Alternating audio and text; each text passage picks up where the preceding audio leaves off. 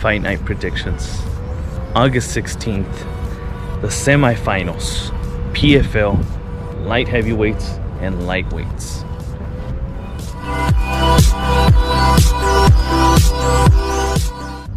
Now, despite there being a full main card, we're only doing 5 predictions for the semifinals. And starting us off is what's probably going to be fight of the night. We have a clash in the lightweight division between Primus and Clay Collard. Primus has never impressed me, but I do understand that he is a tough guy. He's had some decent wins and some difficult losses in his career as of lately. A talent coming over from Bellator. I believe this is his first debut for the PFL seasons. Like I said, I mean, he has his wins, but I just don't see him as impressive. I see him as a very stiff, sturdy tank of a man that's not really explosive, flexible, athletic, you name it. He does have his 2 first wins in PFL coming, defeating Miranda and Renfro. Now the Renfro, I know he got a stoppage. He was able to submit him. But again, you know, I just don't see a high caliber of opponents yet. And like I mentioned, it just seems like he out-toughs his competition. Clay Collard, on the other hand, is always exciting, always brings the cardio. Very tactical, but he pushes the pace and brings volumes of punches, knees, kicks, you name it. What I love about this matchup, and the reason why I think it's going to be fight of the night, is because you got 2 competitors that are very gritty and step forward. Now this fight is really going to come down to just guts and cardio. Who's going to bite down on their mouthpiece and outlast the other one. And unfortunately for Primus, I always see him slow down. And fortunately for Clay Collard, the guy's a cardio machine. I see him peppering Primus from the beginning to end, and it's gonna get worse. He's gonna throw more and land more as the fight goes on, and I see him outlasting Primus, Clay Collard by decision.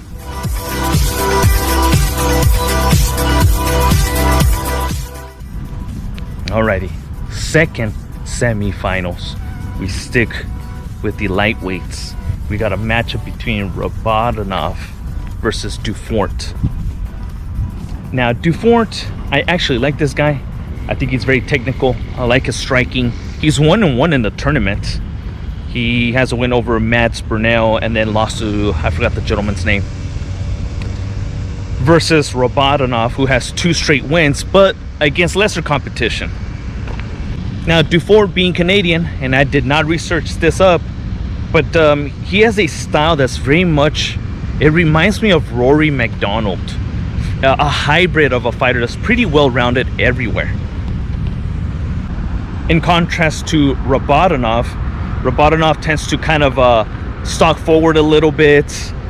He's very explosive, but he's one of those, he's, you know, almost your typical Russian guy.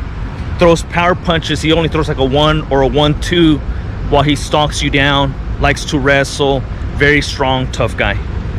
As I mentioned, I think Dufort is the more complete, smoother, better fighter.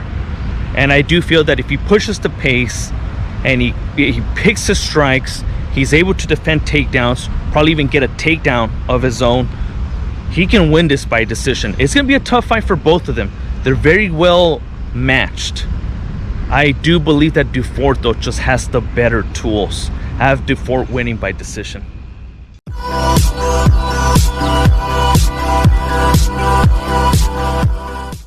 Okay, for our third bout of the semifinals, we finally go up to the light heavyweights. We got a matchup between Wilkinson versus Yagshimuradov. Personally, which we'll get into the next light heavyweight matchup, I think the winner of this one is going to be the champion. So I'm definitely looking forward to seeing how these two perform and what's going to play out. For starters, Wilkinson, a veteran already in the PFL. I have mixed feelings about him because I do see his potential, I do see his talent, and I see his strengths. but the man just can't really pull the trigger at times. On the other side, we got Yagshimuradov coming from Bellator. I feel like he's a little undersized for light heavyweight, but he's getting it done. A tank of a little man for that weight class, like I said. Explosive striking. Like I mentioned a lot about your typical Russians. Explodes with a 1 or a 1-2.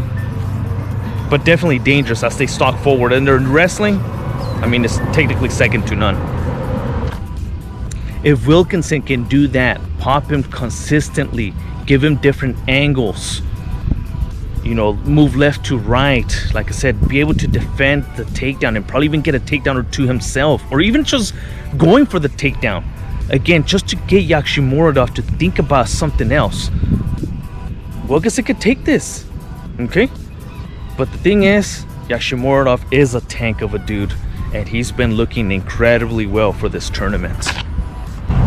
Despite having the tools, I feel, of being the better striker, and he technically is the better striker, Wilkinson, Yagshimuradov is the more dangerous striker.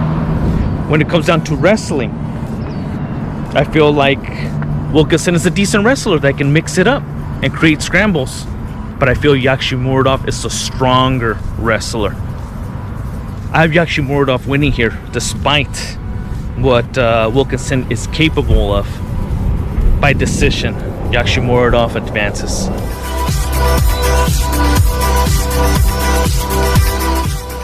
And for our fourth bout and another light heavyweight semifinal clash, we have a rematch between Kasanganay and Silveira.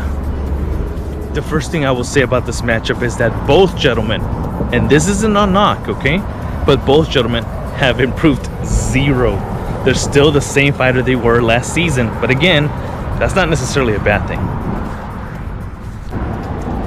A clash of styles for sure. You got Silveira, who likes to push forward, almost has like a Tony Ferguson style from the UFC, right? Their strike is kind of awkward, but somehow they kind of get away with it.